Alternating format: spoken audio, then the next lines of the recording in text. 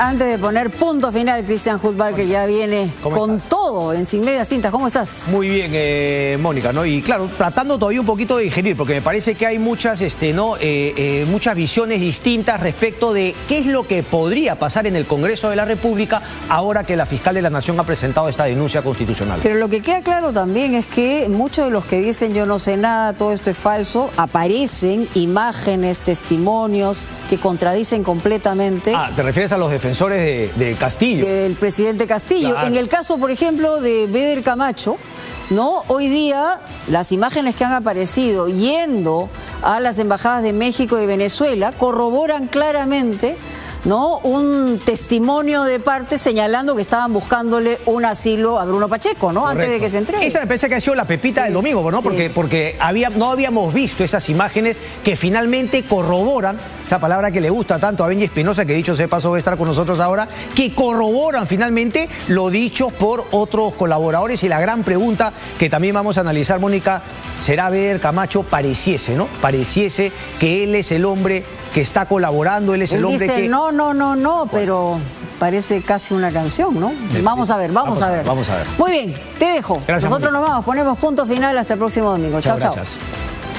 Bien, nosotros arrancamos de esta manera Sin Medias Tintas, soltamos la cuña que a la gente le encanta. Suéltala, por favor.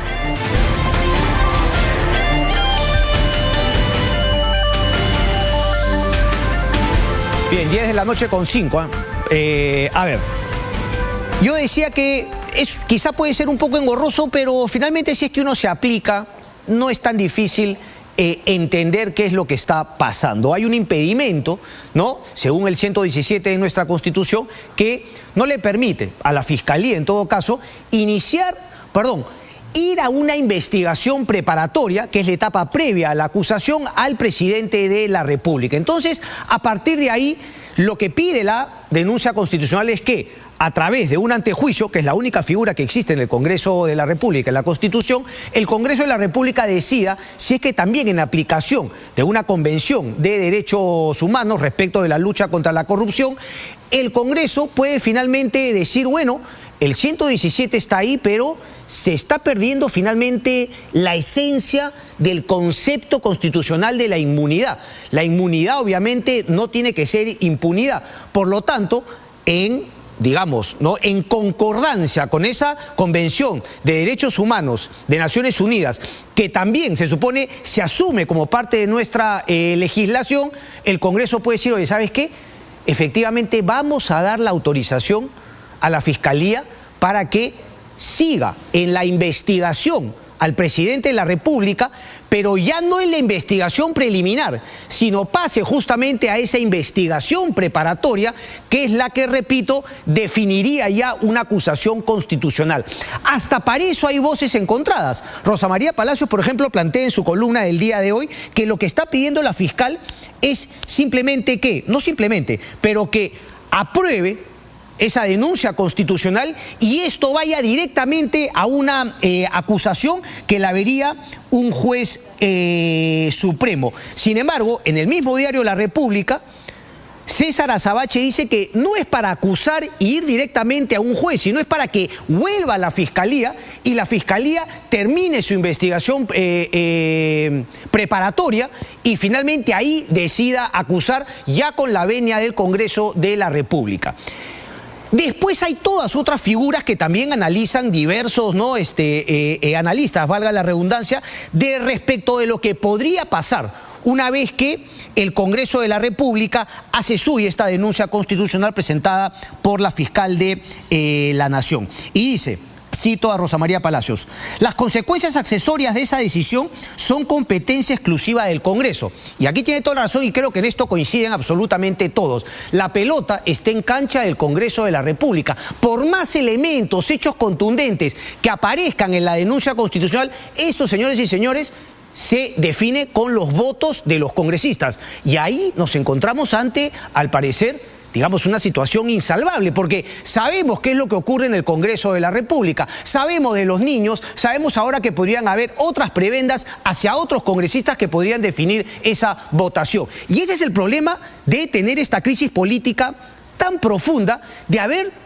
obviamente, elegido a estos congresistas. Lo de Acción Popular es una vergüenza por donde se le mire. Todo el mundo se creyó que Acción Popular hacía un cambio, Jorge Muñoz, en el Congreso anterior también, se supone que renacía el partido de Fernando Belaúnde Terry, pero lo que hemos visto es que Acción Popular, digamos, no tiene ningún norte y solamente se presta a las prebendas con Palacio de Gobierno. Y lo habíamos visto desde antes también. Pero bueno, esa es la situación. ¿Qué podría pasar? Cito nuevamente a Rosa María Palacios. Sobre esto, la permanencia o no en el poder de Castillo se abre en varios caminos. El primero, se le juzga estando en funciones. El segundo, se le suspende, pero retiene la presidencia hasta el término del juicio o hasta que termine el mandato original.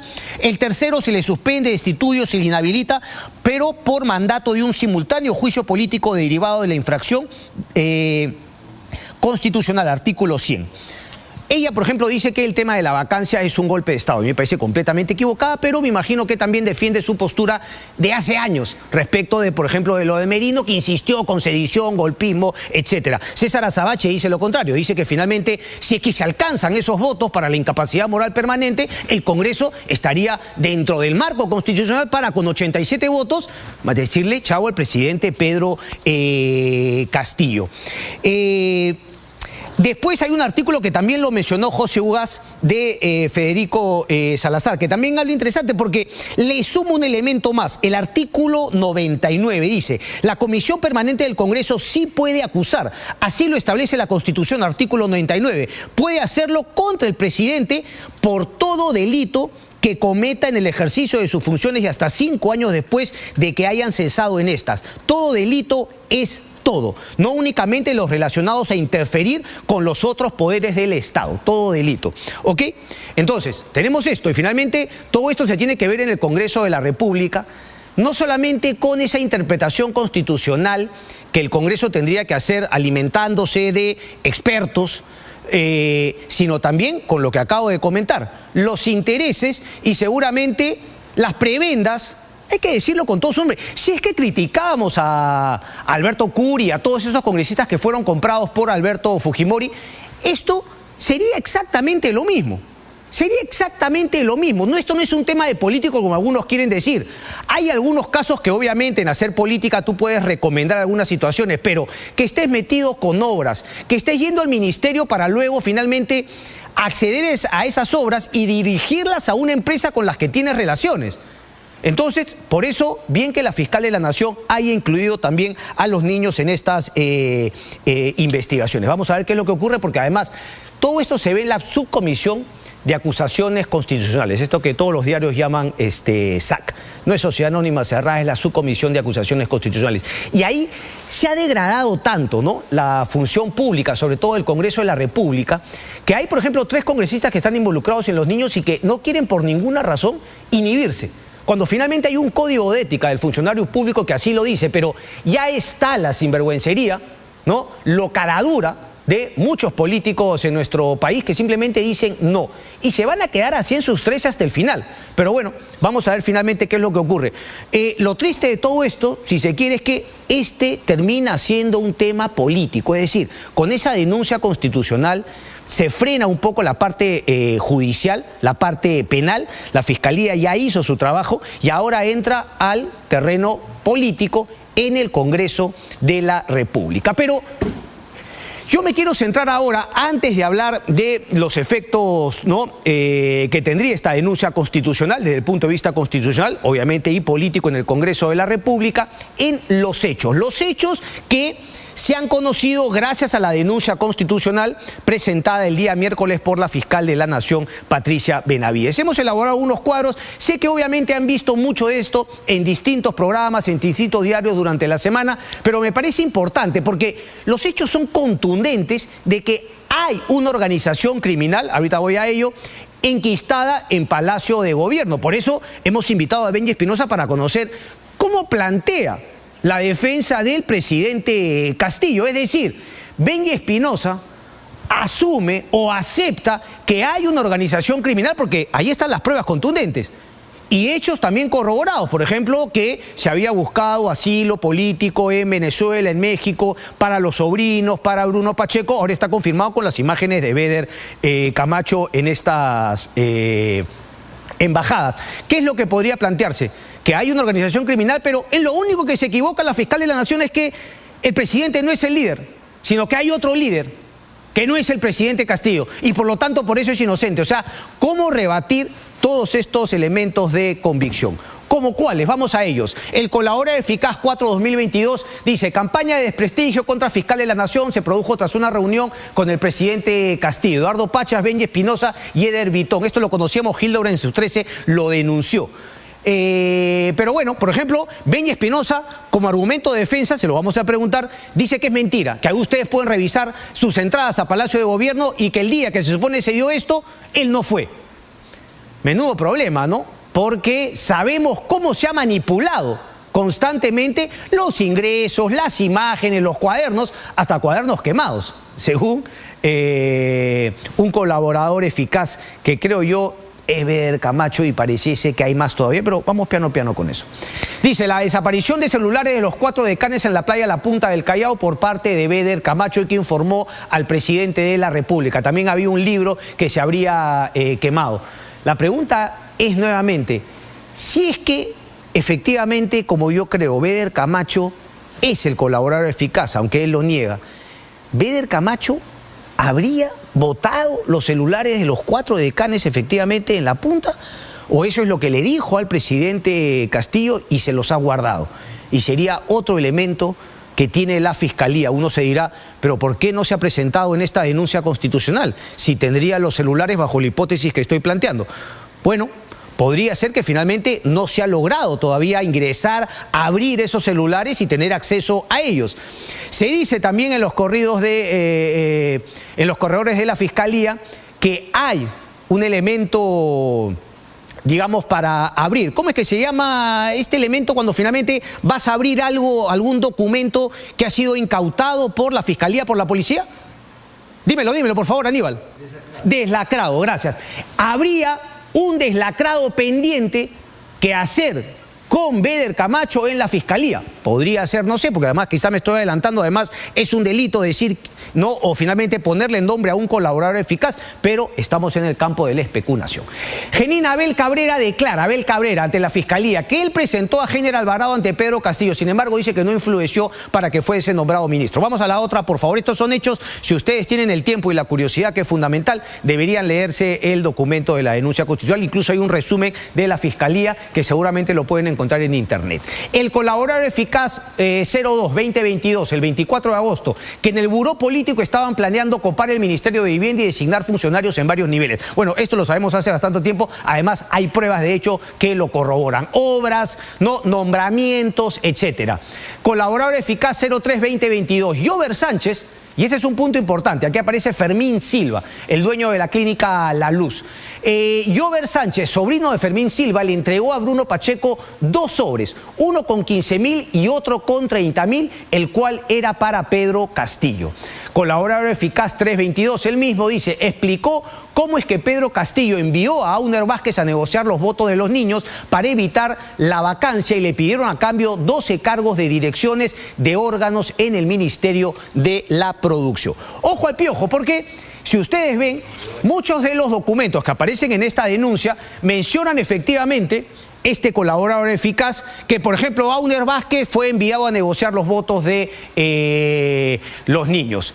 Y justamente, ¿quiénes han sido los detenidos? Salatiel Marrufo, 1, Abel Cabrera, Eder Vitón, Auner Vázquez, justamente el que está mencionado por el colaborador eficaz, Viberto Castillo y Alejandro Sánchez, que como sabemos está prófugo de la justicia. Entonces, ahí también concatenamos ese tema, como le gusta al amigo Benji, con, por ejemplo, una nota de Fernando Vivas que habla sobre el temor de las personas en la primera línea de defensa de Pedro Castillo. ¿Por qué?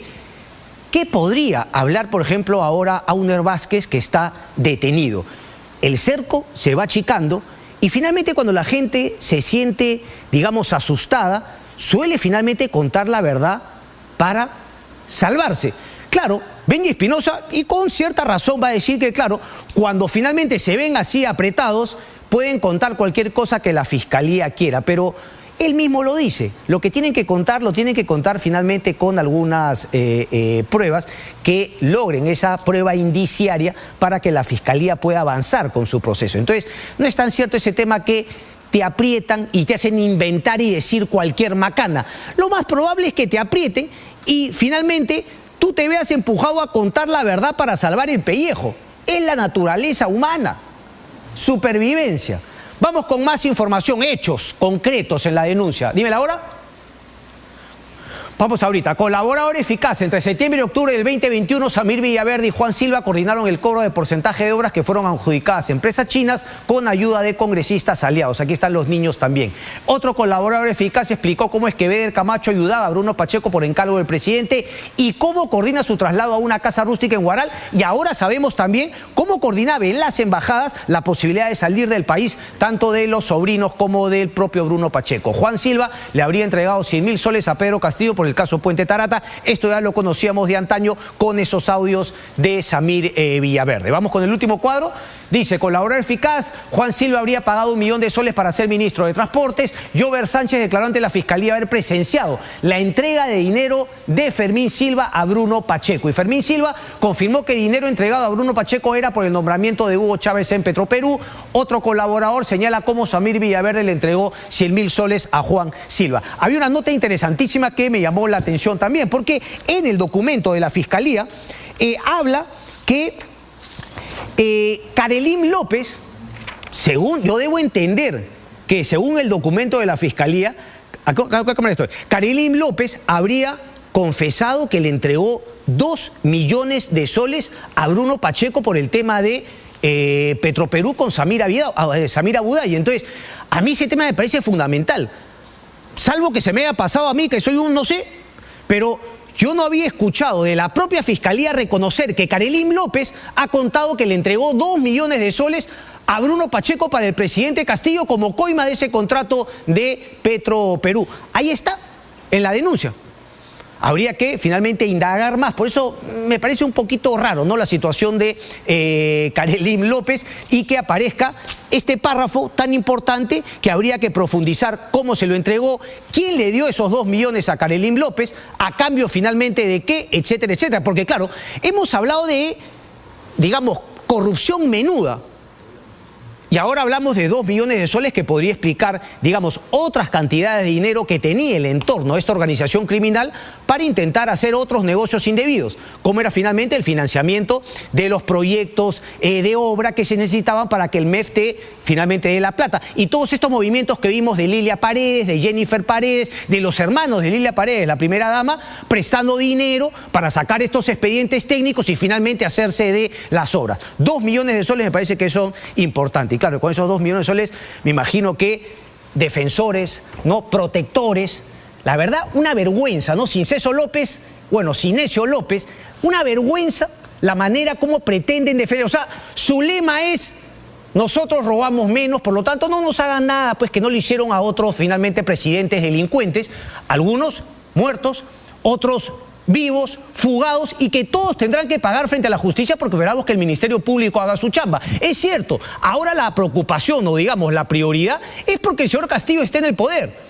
Pero antaño no teníamos las pruebas que tenemos ahora. Gracias a la Lavajato conocimos toda la corrupción pasada y eso no debe haber impunidad. Hay que juzgar a todos, pero dar ese argumento para tratar de defender a Pedro Castillo, la verdad, con sociólogos como ese, uno entiende la situación del Perú. Vamos a hablar sobre los efectos, qué es lo que puede pasar en el Congreso de la República con esta denuncia constitucional. Aníbal Torres, abogado constitucionalista, está con nosotros. Aníbal, ¿cómo estás? Hola, ¿cómo estás? Buenas noches. Adelante, por favor. Aníbal, lo primero, ¿cómo analizas tú esta denuncia constitucional? No, ¿vamos al corte? ¿Sí? Ok, vamos al corte y regresamos de inmediato, no se muevan. Vamos.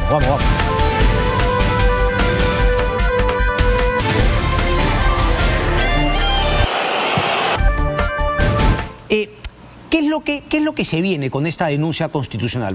Pongámonos en el caso de que se aprobase. Yo solamente quiero, digamos, transparentar estas dos posiciones. Algunos decían, va finalmente a un juez supremo, se iniciaría, ya se ve la acusación o vuelve a la Fiscalía para la investigación preparatoria, como lo plantea el doctor Azabache. Bueno, como usted mismo ha visto, hay muchas interpretaciones sobre el tema, ¿no?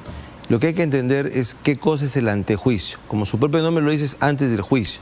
Normalmente, cuando una persona, como usted, como yo, es juzgada o acusada por un fiscal, el fiscal hace su denuncia y eso va directamente al juez. El artículo 99 de la Constitución establece una barrera. Dice, antes del juicio, los relacionados en el 99 tienen derecho a que esto pase por el Congreso. Que el Congreso autorice ese juzgamiento, es antejuicio. ¿Por qué? Porque esas personas están protegidas de juicios políticos, persecuciones, cosas religiosas, ideológicas. Entonces se hace un juicio de negatividad. Lo que hace el Congreso es decir, esto no es una persecución política, esto no es un tema ideológico, es un tema penal que tiene sustento, pase a la Corte Suprema. Y en ese caso, la competencia no es de un juez de primera instancia, sino de la Corte Suprema, donde un juez de la Corte Suprema va a ser el que va a juzgar, como el caso de Fujimori, como el caso de Kenji. Entonces, lo que hay que ver acá es si el Congreso tiene la posibilidad de votar ese antejuicio, decir que la denuncia de la fiscal es procedente y ponerlo a disposición de la Corte Suprema, en cuyo caso el funcionario, cualquiera que sea, es suspendido en el ejercicio del cargo. Ahora, el 99, a contramano de lo que interpretan alguna gente... ¿Esa suspensión se realiza en una votación subsiguiente o es automático? Es automática. Si es que se aprueba, ¿se suspende? Así es. A la hora que se aprueba el antejuicio y ponerlo a disposición de la Corte Suprema, es suspendido en el ejercicio del cargo. Ok. Ahora, hay muchas interpretaciones y algunas de ellas son bastante interesantes o graciosas, ¿no? Es como cuando yo si me pongo a interpretar el extraneus penal o la complicidad o no sé, pues la imputación objetiva, ¿no? Voy a errar porque no es mi especialidad. La interpretación constitucional es una especialidad interesante dentro del derecho constitucional. Claro, eso no impide que cualquiera coja el artículo, lo lea y diga, bueno, me parece que esto es así. Pero el 99 tiene un correlato en el caso del presidente de la República, que es una cosa que hemos heredado de las antiguas formas del Estado, de los reinados, de los imperios, y que subsiste en Inglaterra, por ejemplo, el rey ahora, antes la reina, es inmune jurisdiccionalmente, y en España también. Gran discusión en España si el rey emérito le alcanza esa inmunidad, pero el rey de España, Felipe VI, es inmune jurisdiccionalmente. Y nosotros tenemos una semi-inmunidad. El presidente no puede ser acusado hasta que cese como presidente, salvo por las 4 figuras que están ahí. Sí. ¿Qué cosa dice la Fiscalía? Bueno, hay que hacer una interpretación del 117, no inaplicarlo, no borrarlo, está ahí. Tampoco decir que es inconstitucional, porque es una contradicción, como una norma de la Constitución va a ser inconstitucional. No hay que buscar una interpretación conforme a la Constitución. Que diría lo siguiente, el presidente no puede ser acusado por razones políticas durante su mandato, por cosas que no tengan fundamento, pero de ninguna manera el 117 protege contra la corrupción, por ejemplo. Y por eso la Fiscalía hace bien una denuncia muy valiente y muy fundamentada en apoyarse en el tratado que el Perú ha suscrito. Ok, que además lo habían planteado otros juristas previamente. Y que dice que el Estado Perú está obligado a hacer esto, ¿no? Y que la corrupción es una cosa que afecta mucho al Estado. Entonces, desde mi punto de vista, esa interpretación es apropiada, es correcta, y tiene dos antecedentes. Uno en el Tribunal Constitucional. El Tribunal Constitucional dijo, a raíz de las acciones de amparo y habeas corpus de narcotráfico, que aun cuando la Constitución dice no, tratándose de un tema de narcotráfico, haciendo una interpretación completa de la Constitución, invocando el tratado que tiene el Perú para la lucha contra las drogas, que sí va a conocer las acciones de amparo y habeas corpus interpuestas por personas vinculadas al narcotráfico. Ya. Ahí donde la Constitución dice no, el Tribunal ha dicho que sí. Y luego lo amplió para terrorismo, y luego lo amplió para lavado de activos. Por eso el caso de Nadine Heredia, que lo había ganado judicialmente, es absorbido por el tribunal y es resuelto por el tribunal.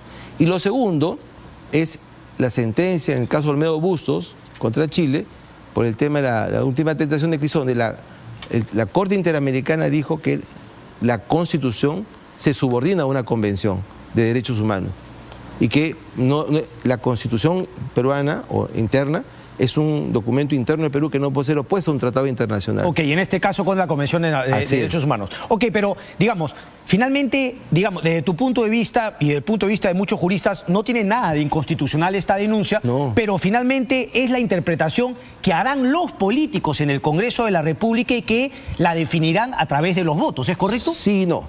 A ver, es una denuncia constitucional. Sí. Los problemas constitucionales normalmente enfrentan varios aristas del mismo tipo constitucional. Unos dicen el 117 impide, dice que no, de ninguna manera. Solamente puede ser por eso, pero también por esos cuatro. Pero también la Constitución dice que el fiscal, y en este caso la fiscal de la Nación, es titular de la acción penal, está obligada a perseguir el delito, está obligada a perseguir la pena, representa y defiende a la sociedad. Entonces, ¿qué cosa hace un fiscal, en este caso la fiscal de la Nación, que tiene evidencia concreta de corrupción en las más altas esferas de poder? ¿Qué cosa hace? ¿Se lo guarda en su carpeta? No, lo plantea como lo ha planteado ante el Congreso de la República. Ella está cumpliendo con su función constitucional. Entonces, hay un conflicto constitucional que tiene que ser resuelto. Inicialmente podría ser resuelto por el Congreso con una interpretación de la pase, pero también podría ser resuelto por el Tribunal Constitucional. Hay algunas acciones de garantía que ya se han interpuesto que llegarían en un año, pero hay una contienda de competencia de la semana pasada interpuesta por el Congreso contra el Poder Judicial que podría ser ampliada, solicitando al Tribunal Constitucional que estas acciones de garantía tampoco obstaculicen la labor fiscalizadora del tribunal y que haga el tribunal una interpretación del artículo 117 de la Constitución, favoreciendo la interpretación que ha hecho la Fiscalía de la Nación. Eso podría hacerse en paralelo y antes, sin necesidad de que el Congreso finalmente defina, porque el Congreso podría definir y alguien después lo podría llevar al TC, pero lo que tú planteas es que sea en paralelo. Es que eso ya está caminando y lo ha planteado el Congreso, y el Congreso, de acuerdo a la ley, puede ampliar su demanda.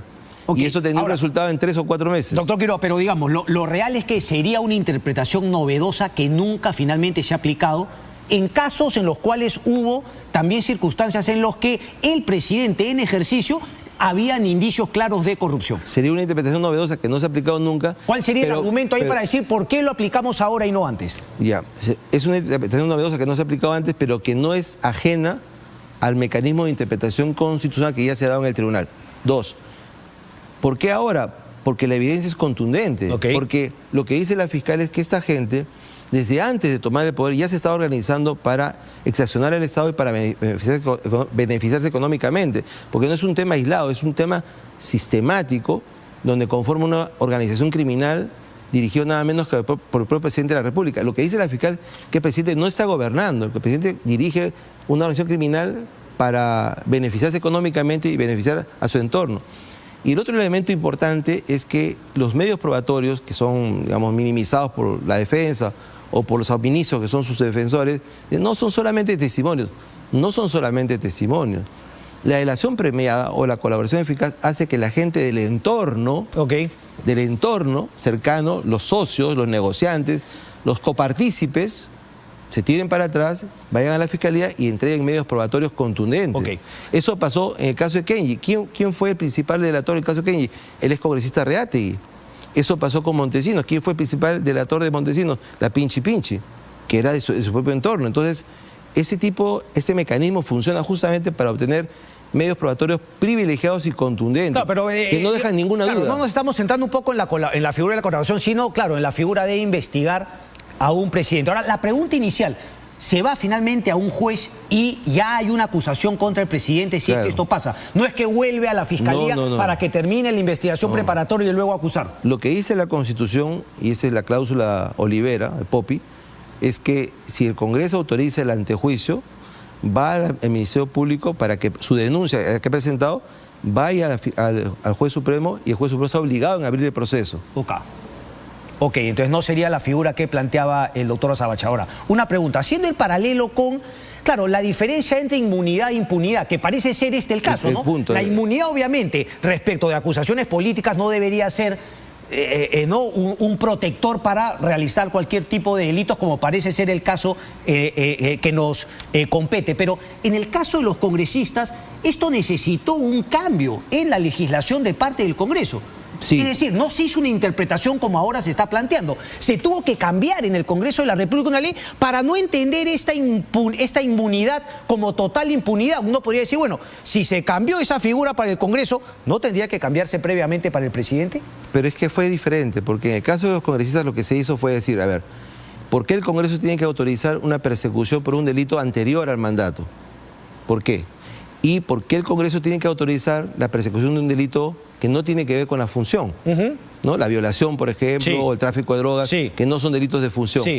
Y eso fue lo que se cambió, para que quedara absolutamente claro que el Congreso no tiene que participar. ¿Y por qué no se cambió para el presidente también? Porque nunca se dio, es una cosa inédita que un fiscal haya denunciado al presidente de la República en funciones, nunca nadie percibió o previó de que un día el presidente de la República desde la presidencia iba a estar lucrando de esta manera, ¿no? Los colaboradores dicen que ha recibido dinero en la mano, más de 2 millones de soles, y que todo su entorno ha creado una red de corrupción que están ahí básicamente para servirse al Estado, que no están gobernando, sino que están, digamos, beneficiándose económicamente, ¿no? Para finalizar, doctor, la subcomisión de acusaciones le da el visto bueno, en el Pleno también se le da el visto bueno y finalmente entonces va a un juez supremo que plantea acusación y el presidente queda suspendido de manera automática si es que esto se aprueba en el Pleno. La subcomisión le da el pase y pasa a la comisión permanente. La comisión permanente. La comisión permanente tiene que votarlo y si le da pase acusa. La comisión permanente es como un pequeño senado, acusa ante el Pleno con un delegado, ¿no es cierto? Eso se sustenta y luego se vota en el Pleno. Y en el Pleno se tiene que votar eso con aproximadamente 66 votos, es decir, la mitad más uno de los congresistas sin tomar en cuenta la comisión permanente. O sea, es si la comisión permanente es... Sí, claro, se le reduce el número y igual tiene que ser 66 más uno. Es una votación calificada, ¿no? Correcto. Pero, digamos, yo sigo criticando el hecho de que se diga no hay los votos, no hay los votos. Las votaciones son dinámicas, ¿no? La gente se va a ir persuadiendo de que está sentado al lado de una persona que ha cometido actos de corrupción, que seguir ahí es complicidad. Los ministros que están ahí también pueden ser investigados. Bueno, el mejor ejemplo creo yo que lo conversábamos, ¿no? Susel Paredes, que tenía una posición fija y ahora con la información que ha salido dice yo estaba en contra de la vacancia, pero esto es un tema así, yo votaría a favor de y así como ¿A eso te refieres con esto dinámico? Así es. Okay. Y el ejemplo que pasó con Vizcarra, ¿no? Vizcarra en la primera votación salva el tema de la vacancia y en la segunda saca 18 votos más de lo que se requerían. Vizcarra fue vacado con 105 votos. Correcto. Y hoy día a nadie le queda ninguna duda que fue bien vacado, ¿no? Interesante entonces, nada inconstitucional, pero finalmente los votos y como usted dice, es dinámico, a ver cómo va la cosa. Aníbal Quiroga, un placer, muchas gracias. Encantado. Bien, vamos rápidamente con nuestro siguiente entrevistado, el doctor Benji Espinosa, justamente es abogado del presidente de la República, Pedro Castillo. Benji, un placer, ¿cómo estás? Adelante, por favor. A ver, doctor Espinosa, yo quería entrar un poco al tema de forma, ¿no? Primero, porque, claro, tuvo una renuncia hace un tiempo, ¿no? 10 de agosto, por unas horas. Y ahora también lo escuché en la entrevista con Philip Batres, que había estado usted incómodo, digamos, con la presentación de este amparo, si no me equivoco, del abogado Ananías Narro, y que usted incluso había recibido las disculpas del presidente. ¿Qué es lo que ocurre ahí? Quiero conocer desde su punto de vista. ¿No siente una cierta informalidad del presidente Pedro Castillo, digamos, para recurrir a distintos abogados a la vez? Creo que, Cristian, muy buenas noches y gracias por la invitación.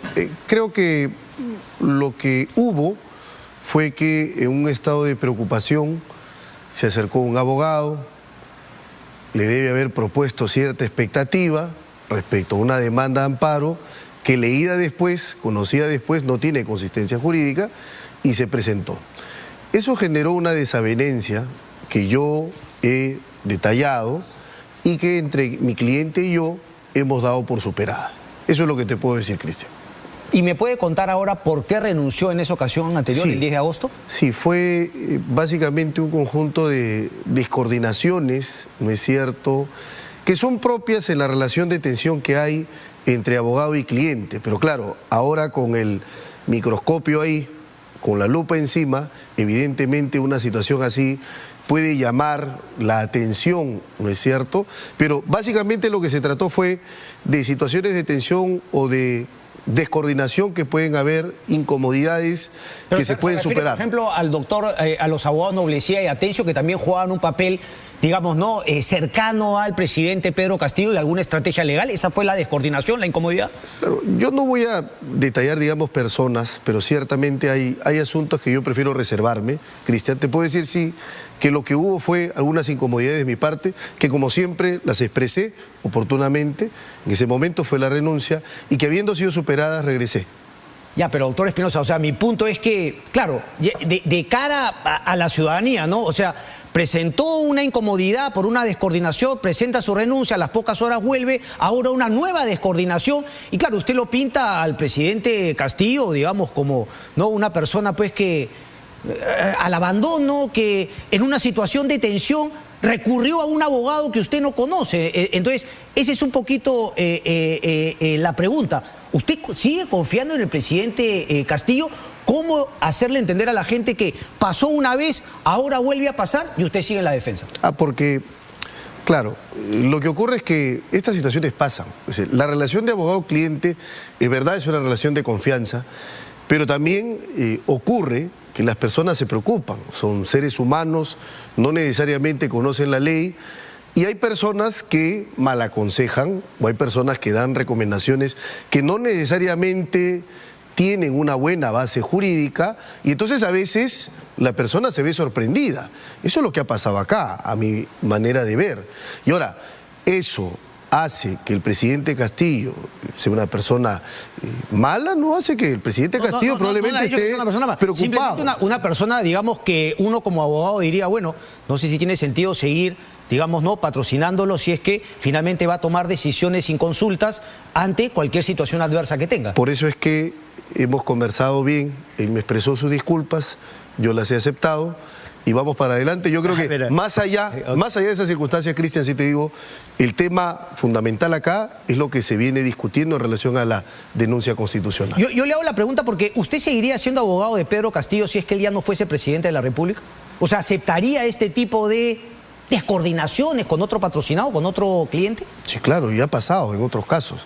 Pero también pasa de que uno tiene que ser transparente y comunicarle la molestia. O sea, uno no puede ocultar o esconder esa molestia, esa desavenencia. Si la supera 1, 2, 3, bueno, finalmente vamos a ver, usted, creo que lo hemos conversado, ¿no? También se juega parte de su prestigio como abogado con esta defensa. Verdad. Usted ha dicho incluso que pedirá disculpas si es que al final se equivocó y el señor presidente Castillo es culpable. No, yo no he dicho eso. Lo que yo he dicho es que si es que ante mis ojos yo encuentro una evidencia, un elemento que establezca que él me mintió y que es culpable, yo renuncio de manera inmediata. Yo no tengo por qué pedir disculpas, porque entiéndeme una cosa, Cristian, mi labor de abogado es defender. Okay. Y no vamos a entrar como esa novela en donde tenían a una persona que era, la prensa la colocaba como indefendible y los despachos de abogados estaban cerrados a la persona. Correcto. ¿Y no ha visto eso todavía? No. Hasta el momento. Ok, ¿cuál es entonces un poco la hipótesis que usted maneja, doctor Espinosa, respecto de todo lo que ha presentado como elementos de convicción la denuncia constitucional de la fiscal de la Nación? Es decir, le hago la pregunta directamente, usted acepta que hay una organización criminal, pero claro, usted dice, mi cliente es inocente, por lo tanto, la fiscal se ha equivocado con el líder de la organización criminal. No. O de alguna manera dice, todo lo que se ha presentado no me hace ver ante mis ojos, como usted dice, que haya una organización criminal ni delitos. Cristian, no porque lo diga yo, sino porque lo dice la ley, y acá es necesario empezar a aclarar algunos conceptos porque lamentablemente en el calor de debate político sobre todo se confunden. Acá no hay ninguna prueba contra el presidente Castillo porque la ley dice que la prueba es únicamente prohijada, únicamente producida en el juicio y nunca antes.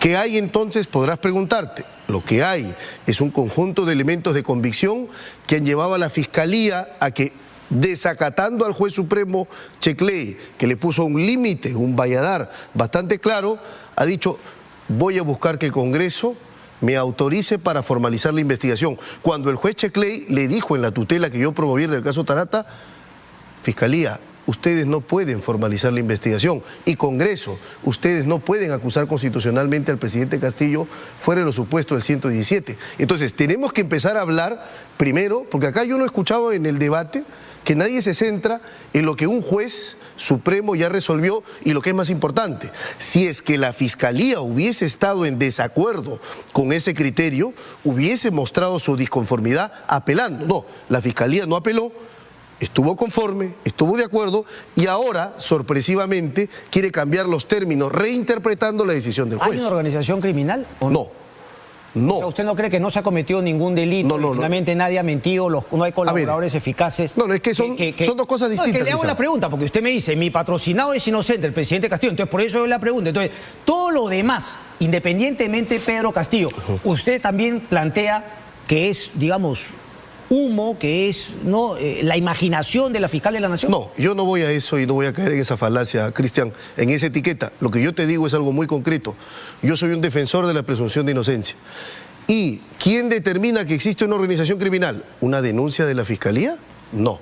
porque si no las miles de denuncias de la Fiscalía que hoy circulan en todos los despachos dirían que tenemos miles de organizaciones. No, tenemos denuncias. O sea, la Fiscalía pone en conocimiento un hecho, pero la Fiscalía no tiene el poder de decidir que una persona es culpable. ¿Quién lo hace? El juez, en un juicio contradictorio, con pruebas. Ahora solo tenemos elementos de convicción. Y te voy a decir algo más. Esos elementos de convicción pueden estar... Me está diciendo lo lógico, que finalmente quien sentencia y declara si es culpable a través de pruebas, es decir, los indicios presentados en la denuncia se convierten en prueba en el proceso, ¿no? En el juicio. Y finalmente ahí se sentencia.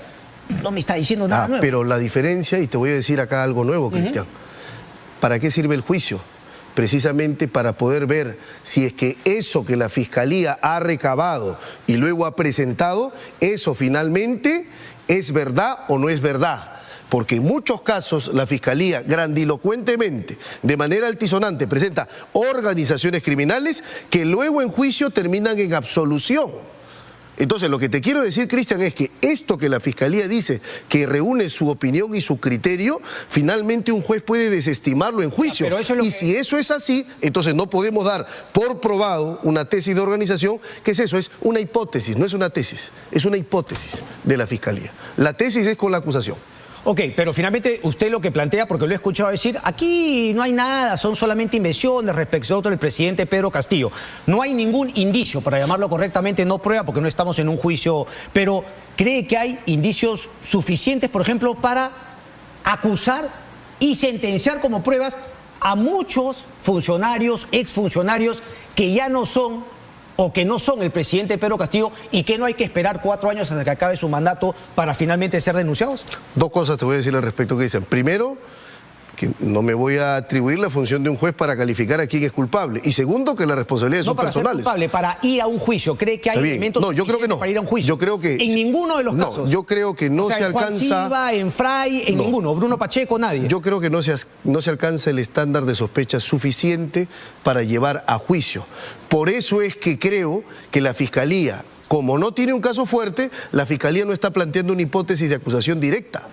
¿Te das cuenta? Sino lo que está diciendo es: dame autorización, Congreso, para continuar investigando. No le está diciendo, dame la autorización porque tengo suficientes elementos para saltarme la investigación preparatoria formalizada, ir a una acusación directa y llevarlo a juicio, que es tu planteamiento. La propia Fiscalía reconoce que no hay un caso de esa magnitud. Por eso es que en las últimas páginas... ¿Quién reconoce que no hay un caso? Revisa la denuncia fiscal a partir de las últimas 8 páginas. ¿Qué cosa es lo que le pide la Fiscalía al Congreso? Lo que le está pidiendo la Fiscalía al Congreso es denuncia constitucional, dame permiso para formalizar y continuar la investigación preparatoria. O para ir donde un Supremo y finalmente con la acusación, como lo ha planteado Aníbal Quiroga. No, lo que pasa es que tú estás planteando es la teoría de César Azabache. Por eso, pero debo corregir algo que es importante. Lo que pasa es que la Constitución 99 y 100 lo que establecen es una resolución acusatoria y los mismos términos de la resolución acusatoria pasan a un juez para que abra proceso. Hoy el Código Procesal Penal ha eliminado al juez instructor, el juez no abre proceso ya, quien lo hace es la Fiscalía a través de una disposición de formalización. Así que decir que un juez abre el proceso... a la preparatoria, por eso finalmente es lo que le está pidiendo al Congreso, que analice la posibilidad de que eso pueda suceder. Por lo tanto, no hay nada inconstitucional, simplemente le hace una pregunta al Congreso de la República que tendrá que decidir. No, Cristian, volvamos a tu pregunta. Tu pregunta fue, doctor Benji, ¿para usted hay un caso para pasar a juicio para acusar? Y la respuesta la da la propia Fiscalía.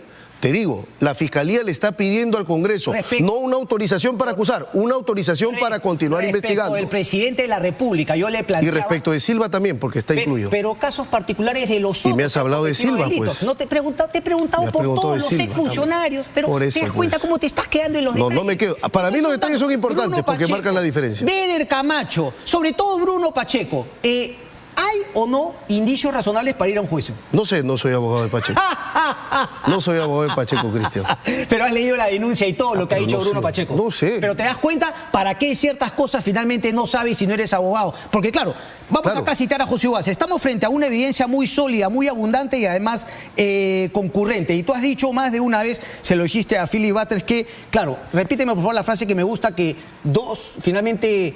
claro, dos declaraciones... Dos tuberculosis no hacen una persona sana y dos declaraciones de colaboradores no conforman un elemento sólido. Dice, en el derecho penal existe la prueba, pero cuando no existe porque no ha sido posible producirlo, porque estamos en una etapa todavía incipiente de la investigación, existe la teoría de los indicios. Esto te lo leí la vez pasada también porque lo había dicho Iván Main. Y la cantidad de elementos acumulados a lo largo de estos meses de investigación es abrumadora. En el entorno del presidente, teniendo a él mismo como centro, se han generado múltiples prácticas de corrupción a través de una serie de prácticas y decisiones de gobierno. ¿Te parece que está equivocado de pe a pa? ¿Te parece que no ha habido ni se ha generado múltiples prácticas de corrupción a través de una serie de prácticas y decisiones de gobierno que no han hecho otra cosa que establecer un patrón sistemático? No, Cristian. Yo disiento de la opinión del doctor Ugaz porque él plantea una conclusión. Y yo soy enemigo de conclusiones precipitadas y prematuras mientras no pasemos al siguiente estadio, que según la Constitución está vedado. Y no solo eso, lo que pasa es que también acá falta consultar a internacionalistas, no solo constitucionalistas, porque acá lo que propone la Fiscalía, que tú has revisado la denuncia constitucional de 375 páginas, es hay que buscar una interpretación del 117 conforme al artículo 30 de la Convención de la ONU contra la corrupción. El primer problema ahí es, la Convención contra la Corrupción es un tratado. Y tú sabes, Cristian, conforme al artículo 200, que el tratado tiene rango de ley, es decir, es infraconstitucional, vale menos que la Constitución. Un tratado no puede cambiar a una norma superior. Segundo, si asumiéramos que ese tratado, supongamos, la Convención contra la Corrupción, es un tratado de derechos humanos y por tanto forma parte del bloque de constitucionalidad, tiene el mismo rango que la Constitución, entonces tendríamos que entrar a otro análisis. El análisis que nos pone el segundo párrafo del artículo 57 de la Constitución. Dice textualmente, cuando un tratado, Convención ONU Corrupción, afecte disposiciones constitucionales, 117, tiene que seguir un procedimiento como el de la reforma de la Constitución. Es decir, el 206 de la Constitución dice que la Constitución se reforma buen por punto. Entonces, dos votaciones. Tú planteas que si finalmente se reforma la Constitución y ahí sí cabe... Ahí se cabe cualquier juzgamiento discusión al propio presidente de la República en ejercicio. Cualquier discusión, que es importante decirlo, Cristian, pero yo creo que acá el punto es, mientras esté vigente el 117, prohíbe hacer todo esto que se dice y prohíbe todas esas interpretaciones coyunturales de la Constitución. ¿Por qué? ¿Por qué? Por una razón muy sencilla, porque estaba precisamente... Y le hago la pregunta ¿por qué? Y le termino preguntando si es que entonces si hubo algún grado de coordinación con las otras denuncias que claramente también están en la línea de defender al presidente de la República, que justamente plantean prevaricato incluso de la fiscal, si no me equivoco, o que en todo caso esto es inconstitucional. Tú me has planteado que sí. Entonces, pregunta nuevamente, ¿hubo un grado de coordinación con, por ejemplo, Betsy Chávez, Noblecí, Atencio, y otros me ha dicho que con el señor Narro no hubo ningún tipo de coordinación? Y con los otros tampoco. Con los colegas que mencionas no se siente tampoco ahí tocado ni descoordinado, digamos, es el libre albedrío de ellos de presentarla. Esos son cuerdas separadas. Y de hecho, yo he revisado los documentos luego que se han circulado en prensa y no tienen la firma del presidente. Entonces, son acciones propias de personas distintas a la del presidente. Distinta a la situación del señor Narro, que sí tenía la firma del presidente. Entonces, no ha habido, y eso lo debo aclarar, Cristian, ninguna coordinación con los colegas que me mencionas. Pero acá volviendo al tema, porque esto es importante, Cristian, porque este es el caso más importante de la justicia en toda nuestra historia republicana. En toda. Es inédito, pero también es discriminatorio, porque nunca antes se hizo con ningún presidente. Acá el tema es muy sencillo, para que me entienda la audiencia. Cuando se intenta reformar la Constitución, que es la máxima norma jurídica, hay un concepto en el derecho que se llama rigidez constitucional. La Constitución no se cambia de manera simple, la Constitución sigue un procedimiento agravado. Sí, por eso es que requiere, por ejemplo, ¿qué dice la Constitución? Si yo quiero cambiar la Constitución, necesito 2 legislaturas, ¿no es cierto?, con votaciones de 87 votos más 87 votos. O votación de 66 votos, es decir, mayoría absoluta, y un referéndum inmediato. Eso no se ha seguido en el Tratado de la Convención contra la Corrupción para que pueda cambiar el 117. Ok, ¿esa es finalmente una interpretación suya? No, es una interpretación de la Constitución. ¿Cómo es una interpretación de la Constitución se interpreta a sí misma? No, donde la Constitución manda, no cabe interpretaciones. ¿Lo puede ver el Tribunal Constitucional como lo ha planteado Aníbal Quiroga? Y puede haber una demanda competencial que promueva el Ejecutivo contra el Congreso, para que el Tribunal Constitucional diga si es que el 117 permite al Congreso tramitar una acusación constitucional contra el presidente fuera de los marcos del 117. Correcto. Eso puede haber. Solamente una pausa, porque finalmente quería hacer la pregunta. Hemos empezado 10:04, tenemos que terminar pues a las 11:04. Es lo lógico, ¿no? por favor.